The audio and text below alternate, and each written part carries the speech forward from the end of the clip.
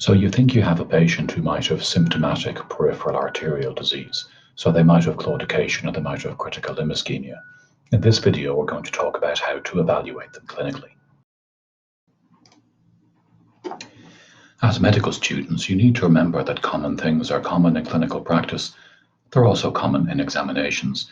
And we have plenty of patients knocking around who have intermittent claudication or chronic limb-threatening ischemia who are available to help out with examinations. So it's very important that you be well practiced and well drilled at assessing patients who potentially have symptomatic PAD in the form of claudication or chronic limb-threatening ischemia. As always, your clinical assessment should start by pulling up a good chair, getting comfortable, and taking a decent history. Most patients with peripheral arterial disease that is symptomatic will have pain. So you need to ask all the standard pain questions. Where is it? Have they had it before? How did they first notice it? Was the onset gradual or sudden? Is it deteriorating or improving? Can they describe the nature of the pain? Is it aching, cramping, or sharp?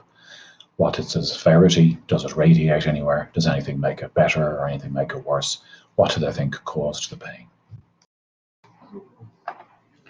Once you've taken the pain history, you should be able to assign the patients to one of two groups, at least in your head. The first group, their pain does sound ischemic, and you're going to continue working them up and evaluating them for peripheral arterial disease. The second group of patients, their pain will not sound ischemic. For example, maybe it's pain in a joint, which is worse on walking and is relieved by rest, which makes you think about osteoarthritis. Or maybe it is heaviness and throbbing in the legs, which makes you think of varicose veins. If you think your patient has claudication, there are a few more questions that you need to ask. Very clearly ascertain, does the pain come on when the patient walks? What distance does the pain start at? And for this, use a known objective distance. Get them to state it in yards. Clearly establish that the pain goes away if they rest. Clearly establish whether or not they get this pain every time they walk. If it doesn't happen at the same distance every time, be wary of a diagnosis of claudication. You want to know how long it's been going on. Is it getting better or worse? You want to know about any bouts of rest pain. Have they had pain in their toes or feet at rest or in bed at night? In men, it's worth asking about erectile dysfunction. If they have iliac atherosclerosis, their internal iliacs may have impaired flow. Most patients with symptomatic peripheral arterial disease present with pain of some description, whether it's claudication or rest pain. Some patients will present with an ulcer, and some patients will present with both pain and an ulcer. So if the patient has an ulcer, in addition to the pain questions, you need to ask questions to establish the history of the ulcer. And these are the same questions that we ask for any patient presenting with an ulcer. When did they first notice it? How did they notice it? Since they noticed it, has it changed at all? Has it ever healed completely? What problems is it causing? Have they had these ulcers before? Have they ulcers anywhere else at the moment? And it's worth asking them if they have been able to think of anything which might have caused it. Often in arterial ulcers, the initiating event was a minor trauma. For all of the patients, you need to establish their past history. Have they previously been investigated or treated for peripheral arterial disease? Have they ever had a heart attack or a stroke? Have they ever had a cardiac procedure? What are their risk factors? Are they a smoker? Are they diabetic? Have they high blood pressure or high cholesterol? Is there a family history of arterial disease in any sort of vascular bed? And then finally, you want to ask about associated symptoms that may indicate problems in other vascular beds. Have they chest pain? Are they short of breath on exercise? Are they getting leg swelling? Are they short of breath in bed at night?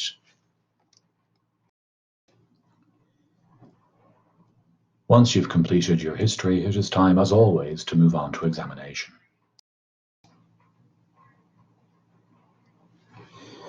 Make sure you have introduced yourself to the patient before you examine them.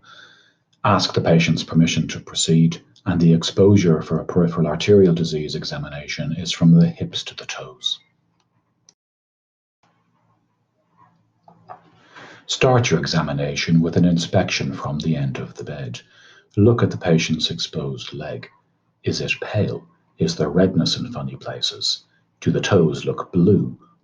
Do they have any trophic changes? So, for example, thickened hypertrophic nails, shiny skin, loss of hair distally, or muscle wasting distally.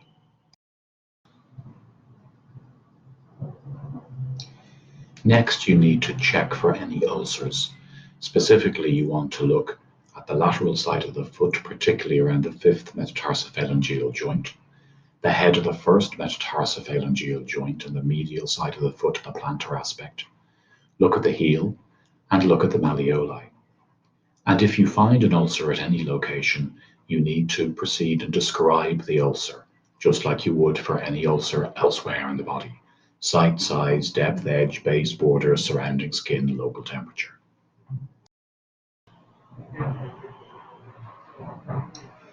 Next, you want to check for a temperature gradient in the leg. So run the back of your hand proximally to distally along each leg. Be sure to use the same hand and check the same area on each leg. I often watch people performing this part of the examination, and they don't seem to realize that comparing the lateral side of one leg to the medial side of the other leg might introduce some degree of bias into the examination findings. And also, don't use both hands simultaneously because you don't know whether or not your temperature perception is the same in both hands. Is there a temperature gradient along the leg from proximal to distal? Is it equal both sides, or is there a difference? Next, you want to check the capillary refill time. So press the tip of each hallux firmly for 5 seconds, then release. Note the capillary refill time in seconds. It's delayed if it lasts longer than 2. And look and check, is it equal bilaterally, or is there a difference between the two sides? Once you've assessed the temperature gradient and checked the capillary refill, it's time to palpate the pulses. And I always start with ephemeral pulses and work my way distally. For each pulse, you want to note whether it is present or absent. Is it normal volume or is it diminished? Is it equal bilaterally? Does the vessel feel soft or hard and chalky? And does it feel expansile, which might indicate that it's an aneurysm?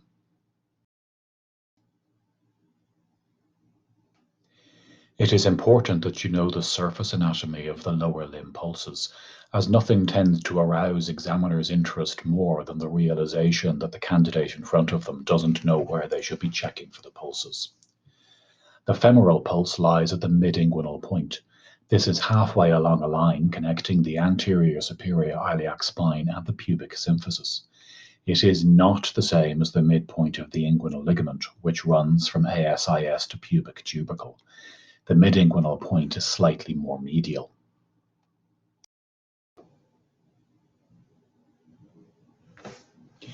Next, move down the leg to the popliteal pulse.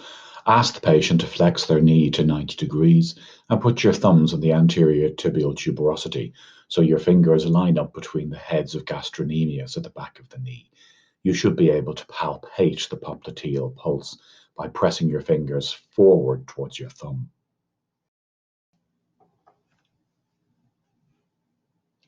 Move on down the leg to the ankle, where you're going to palpate the posterior tibial pulse. The surface marking of the posterior tibial is midway along a line connecting the medial malleolus with the tip of the calcaneum. So with 3 fingers, try and roll the artery up against the back of the malleolus to palpate it. It's important to remember that this pulse is absent in between 10 and 15% of normal individuals.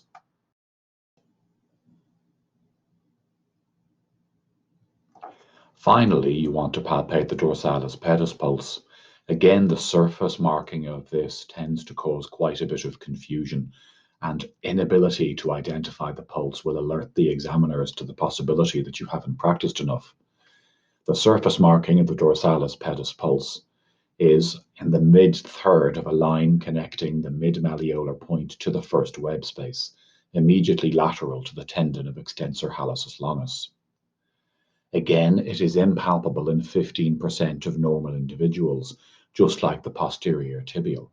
So please remember that as long as they have either the dorsalis pedis or the posterior tibial palpable, they have an adequate supply to their foot. The absence of one or the other doesn't require referral to a vascular surgeon for evaluation. It's a normal variant.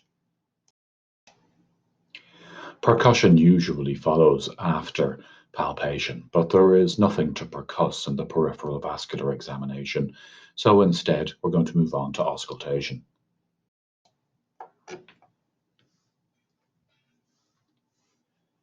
Once you've finished palpating the pulses, it's time to take your stethoscope out and listen for bruits, and you need to listen to the renal arteries in the abdomen and the femoral arteries at the groin. There are a couple of special maneuvers to execute at the end of the examination. The first is to check Berger's angle. So with the patient lying supine, place your hand under their foot and elevate the leg off the examination couch in 10-degree increments, and wait for the foot to become pale. The angle between the leg and the bed at which the foot becomes pale is known as Berger's angle, and anything less than about 45 degrees is abnormal. While the leg is elevated, you should also look for venous guttering on the dorsum of the foot.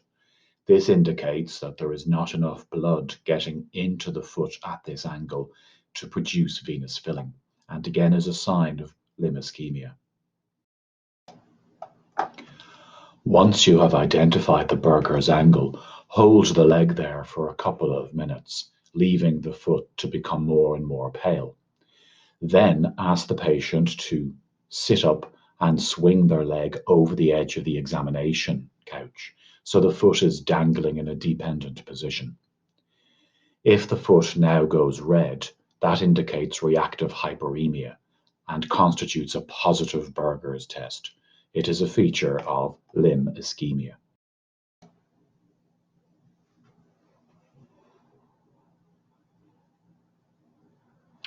At this stage, you have completed your history and examination, so you need to consider the findings and decide, are you dealing with a patient who has asymptomatic peripheral arterial disease? Is it intermittent claudication? Or might you be dealing with chronic limb-threatening ischemia?